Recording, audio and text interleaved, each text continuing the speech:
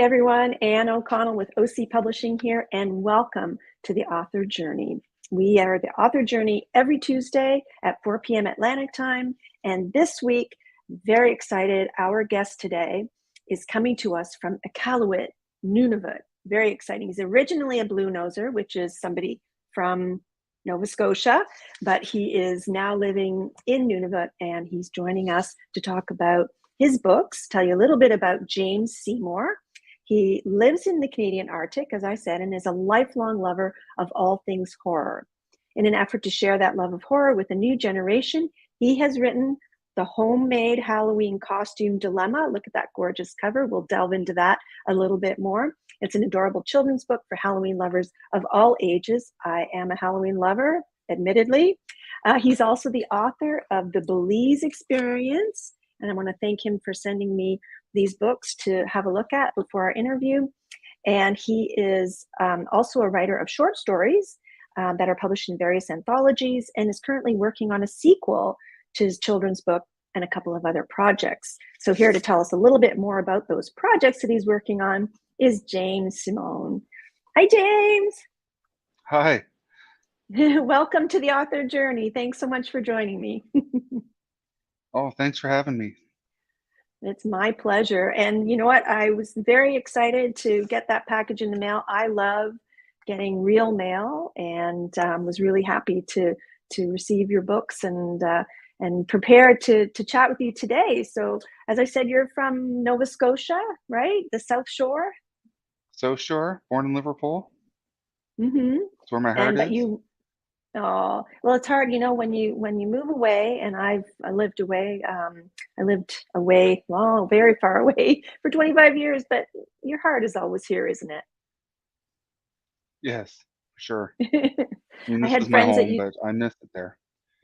yeah, I had friends that used to say to me that us Maritimers were like salmon spawning, every year. So you know what? As I went through the homemade Halloween costume dilemma, it reminded me so much of when I was a kid. And I mean, were you a big Halloween fanatic growing up? Oh, always loved Halloween, horror, anything creepy. It was, Yeah. yeah, it's my favorite time of year, even over Christmas. I think Halloween tops everything. Oh, wow. And what was your favorite costume as a kid? Oh, uh, there were so many. Like every year, just put so much work into different costumes.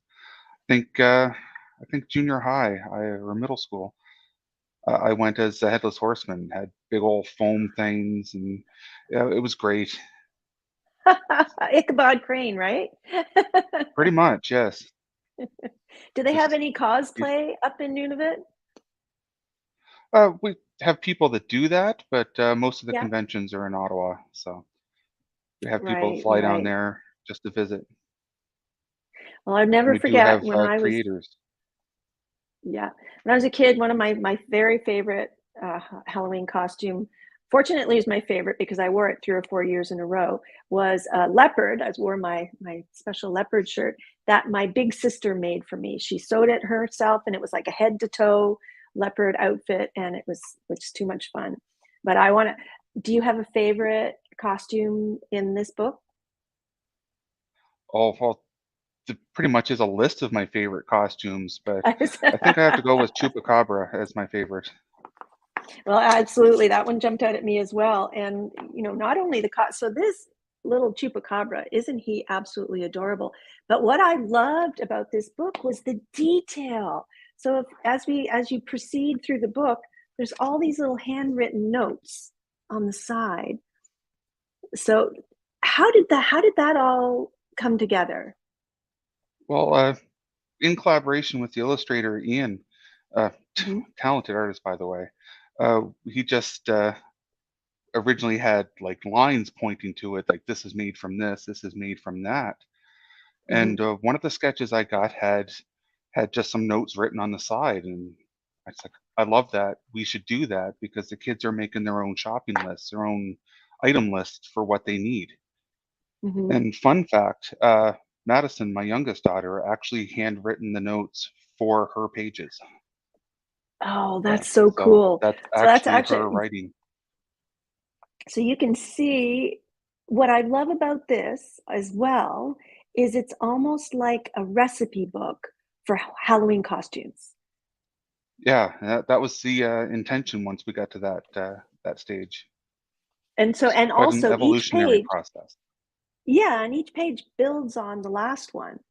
So even though you're doing the new, like the Wolfman basketball player, you're still looking at notes that had been from the previous costumes, right?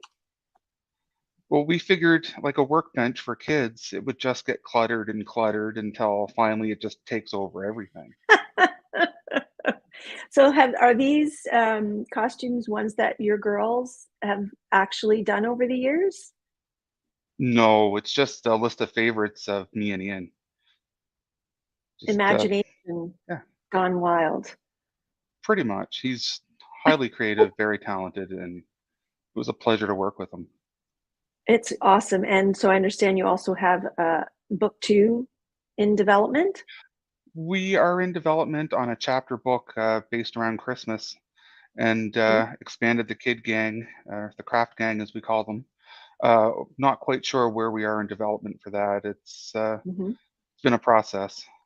Hopefully mhm. soon, because it should be nearly done. And Excellent. yeah, Well, I'll anybody, provide you with updates once that's available.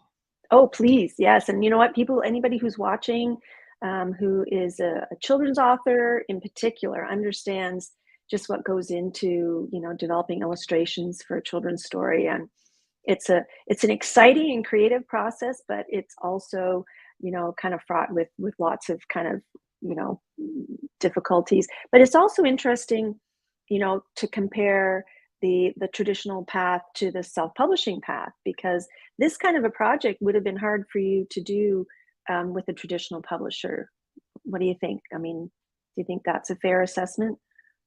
Oh, it's definitely fair. I mean, it was a learning process for me and Ian to do Hmm. it self-publishing style. Hmm. I think with traditional, they have a lot more experience with everything, so it might have been a bit easier that route. But Hmm. Yeah, they I think we also would. successfully pulled it off. I think you really did pull it off. With a traditional publisher, they would supply the illustrators, so it's a rare situation where you would come like as a duo kind of thing. Hmm. It's usually manuscript, and then they assign all of the key players to that process. So, where does your inspiration come from? Like, how did you come up with this idea?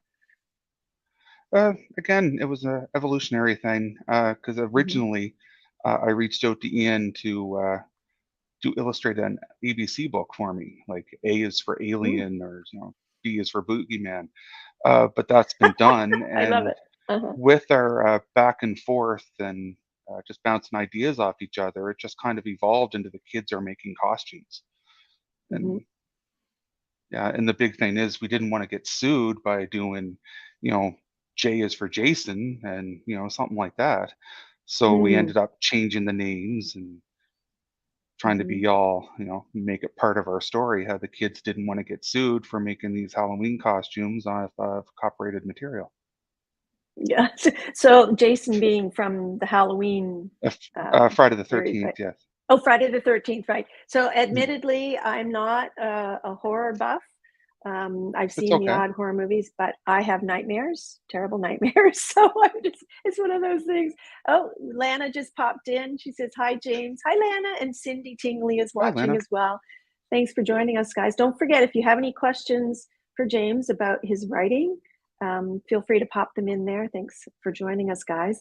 And so prior to writing these books, you also write short stories. I'm gonna pull up um, your Amazon page here. So there's the two that we've been talking about. We'll talk a little bit more about the Belize experience, but you also have quite a series of short stories that you've. I'll just scroll through really slowly. Books of horror. Oh my goodness. See now, just seeing those pictures would probably give me nightmares. But I'm a huge wuss. So talk a little bit about your short story writing. What have you? What are the themes of your short stories? Well, it all depends. horror is a basic theme. Mhm. Early 2018, I discovered this Facebook group, the Books of Horror, and they just talk Mhm. about various novels, short stories, authors, and it's such a wholesome place for horror lovers. It's yeah, they're very kind. There's very little drama there, and it's just a great group. Nice. And I was hospitalized early 2018 for heart issues, and during that time, just to keep my mind off things, I spent a lot of time Mhm. in the group interacting. And Mm. later that year, one of the moderators of the group decided we're going to publish an anthology for all you people that have always wanted to be a writer. So 9,000 people in the group at the time. A lot of Wow. people, I can't say they all submitted, but a lot of them submitted. And Mhm. I was too chicken to do it. And I've been kicking myself ever since. Mm. The next year, they decided to do volume two, and I kicked myself enough to submit a story I've been working on, and they accepted it. So that was the start of, well, an infectious bug because I've been writing ever since. Yeah. Congratulations. And you know what? That's a really, really great story for people who are hesitant. And it's a wonderful way to kind of test your writing chops and starting with short Mm. stories. And I really love that what you said about that group, that it was like a welcoming and friendly group because oftentimes things can devolve a little bit, in social media groups. So what was the name of the group for anybody who's watching Uh, and is horror aficionado? it's called Books of Horror, and they're Okay. on Facebook. I think they're at 30 plus thousand members now.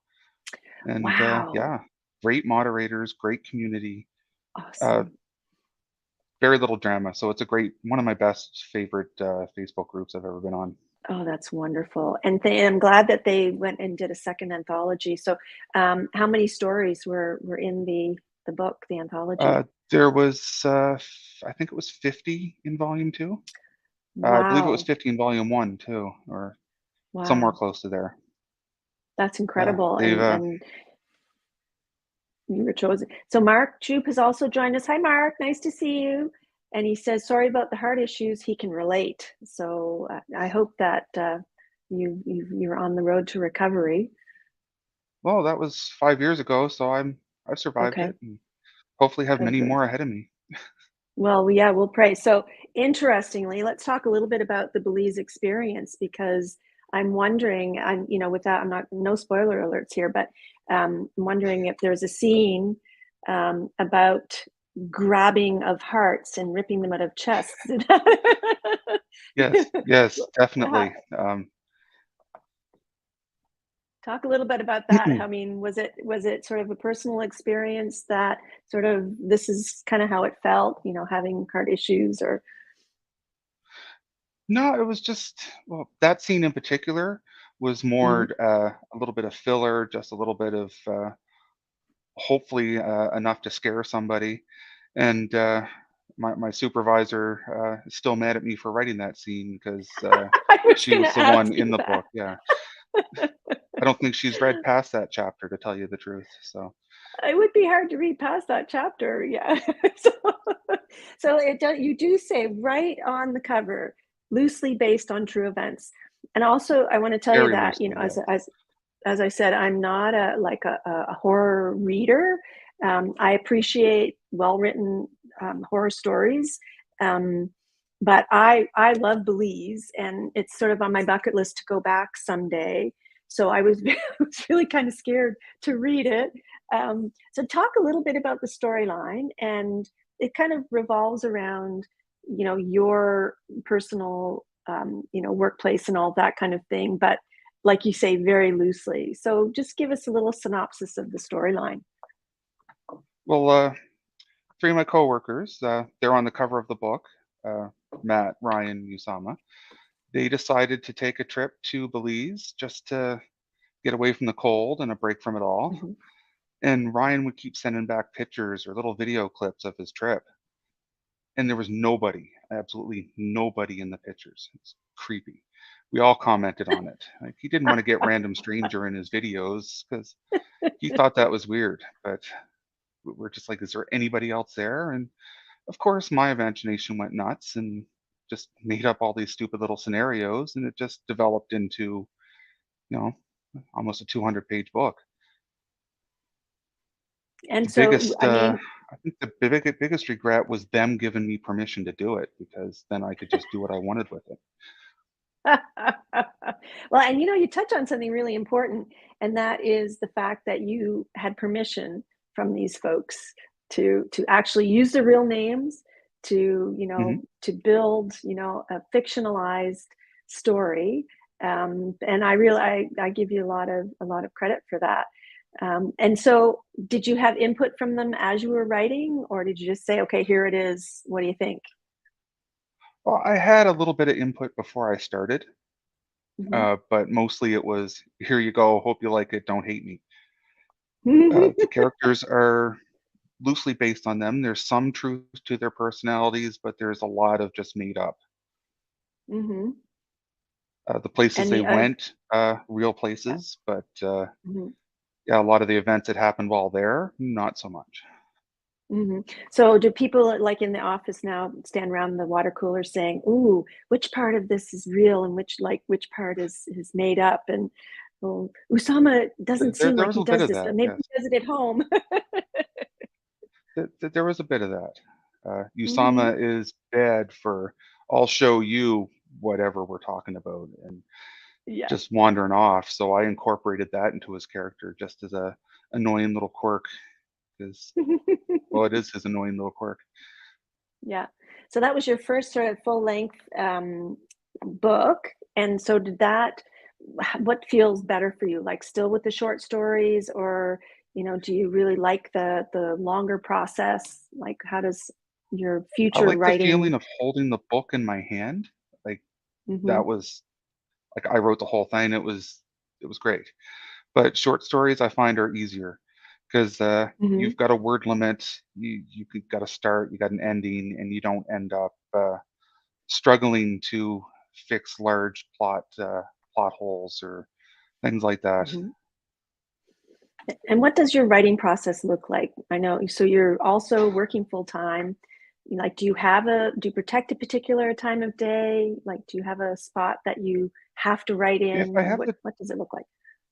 if I have a deadline for something, I will try to pencil in some time.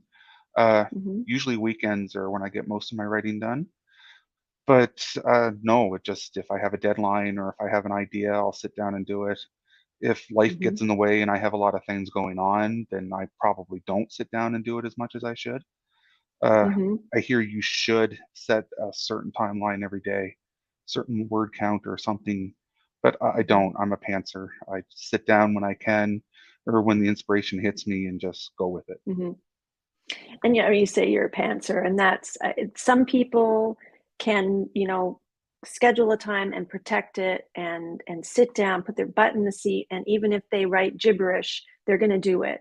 But I'm more, in your camp, where it's like, okay, I'll be sitting at breakfast, and all of a sudden this idea will come, and then I have to run and write it down, because of course I'm also, Mm. doing other things full time, but I've got lots of books burbling around in my head, as I'm sure you do. So, talk a little bit about we talked about you being a multi-genre author, but there is the common theme. Like, even though you've done the children's book, and you've done, the Belize experience, which is kind of adventure horror. Um, so, like, they're two separate target audiences for sure. Mhm. But what is your desire as far as the future author James? Well, I tend to lean towards the horror, the spooky, Hmm. the creepy even. But we'll see. I've got a couple children's books out, non-horror related, various Hmm. places, waiting to hear back from. Good. I do have another novella, rough draft form of a sci-fi thriller slash horror, Hmm. still in rough draft, so we'll see where that goes. And I've got an outline done up of a larger project for a dark fantasy slash horror.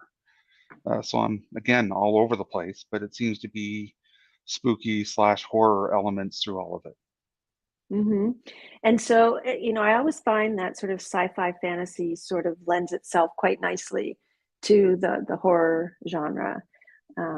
And you're seeing a lot more of that. I mean, it's been that way since probably Alien and long before that, right? So, Mm, who are your inspirational authors, or what's your favorite author, horror author to read, or God, who?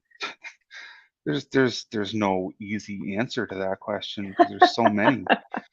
hmm Uh, I would probably have to say John Campbell, the guy who wrote "Who Goes There," hmm which was the basis of John Carpenter's The Thing. And hmm yeah, that's favorite Oof. horror movie.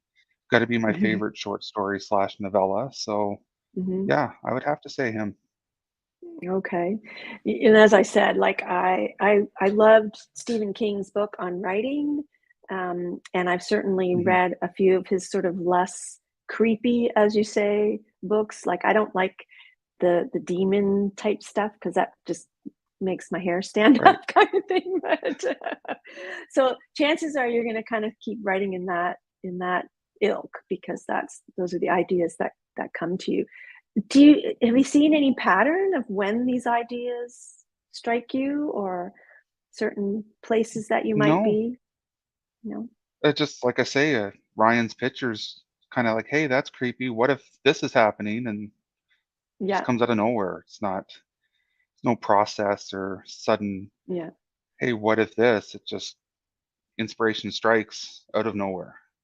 yeah. And what made you put pen to paper the first time? But like I say, I regretted not doing the submitting to the first anthology. Mhm, And when they came up with the second one, I just it's one of my biggest regrets. So I was like, why not? Let's see what mhm. happens. Worst they can do is say no. Right, What's the right. that famous saying? You miss 100% of the shots you don't take. So figured, why not? I love that. And I wanna loop back a little bit here. We talked about both of our favorite costumes, in the book was the chupacabra, and then you told me that when we were chatting before, that you actually have T-shirts of the chupacabra? Yeah, So t-shirts, mugs, phone cases. I started a spring store, okay, so at here's that Teespring. link. If anybody, I'm going to get a T-shirt, I'm telling you right now. So here's so if anybody's watching, maybe make sure you grab it before they're gone. You just never know, right? So T-shirts, mugs, stickers. I'm not sure about stickers, but definitely Mm, mugs, phone cases, T-shirts, like all kinds of different mhm. things. The Okay, wife and I'm is rocking a hoodie with the cat butt from the yen page of the book, oh, and I love yeah, that. I have cat butt magnets, so I'm also going to put that in the comments. So if people are watching and don't get to this point where I've got it posted, they'll also see it in the comments. So that's fun. So we also talked a little bit about, before we went live, a little bit about the differences between the traditional and self-publishing routes. And so far, you've done the self-publishing. And how have you found that process? What are the pros and cons, do you think? well, the pros is full control. Uh, hmm Cons is I don't have a clue what I'm doing, and every day is a learning experience. So hopefully, I'm doing all right.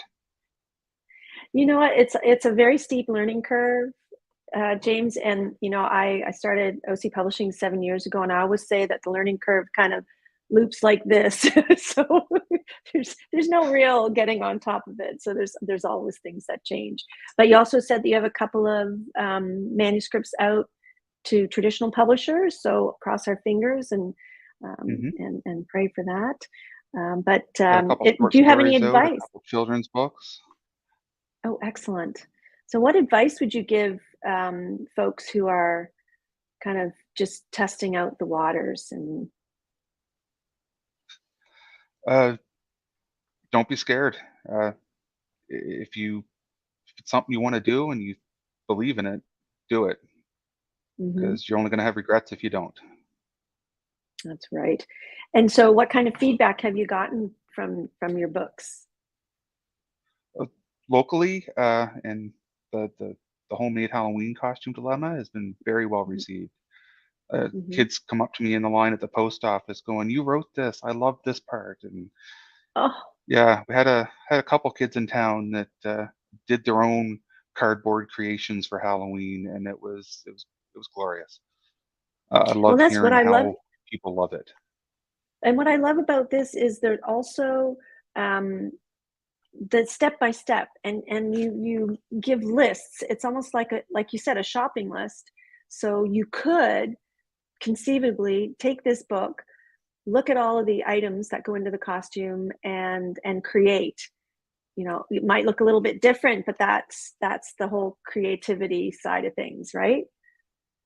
Cardboard, tape, markers, it's all you need, and a good imagination.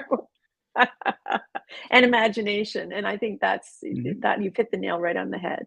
And finding a way to get that, to share it with the world and to overcome your fear. So, do you have any last thoughts about your writing process that you'd like to share before we sign off? Uh, just that I hope that it's not the end of the road and there's still a long, healthy career coming.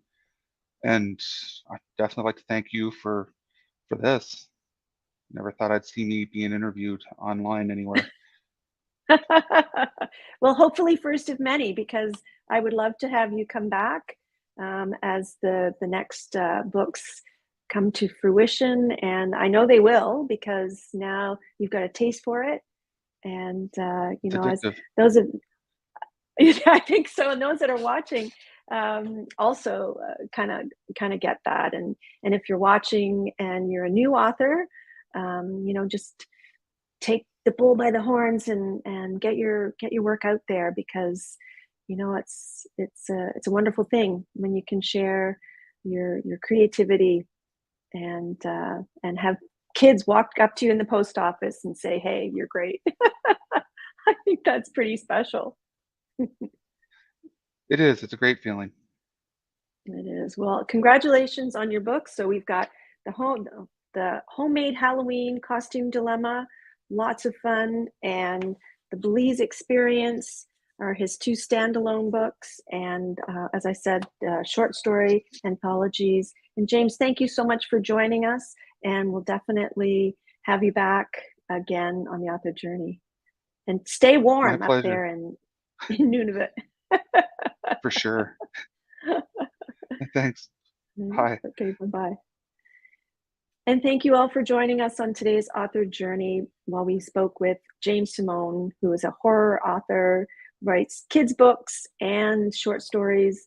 And we're hoping to see more from James. So for now, we'll say goodbye. Thank you for joining us on the author journey, and we'll see you next.